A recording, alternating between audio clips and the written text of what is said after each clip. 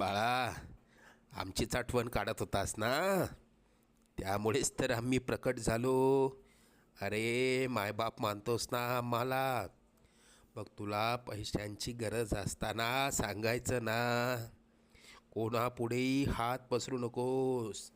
लोक 2-4 हजारांची मदत करतीलही, पण तुझ्या मागे सर्वांना तुझी मजबुरी हसत सांगतील. आता तुला कोणापुढे हात पसरण्याची वेळच येणार नाही. तू आजपर्यंत भरपूर दुःख सहन केलंस. लवकरच तुझ्या रडक्या भाग्यात सुखाचे दिवस येतील. तुझ्या मनात असलेली इच्छा पूर्ण होऊन अक्कलकोटला पेढे घेऊन येणं होईल. येशील ना आम्हाला भेटायला अक्कलकोटला? सगळं मनासारखं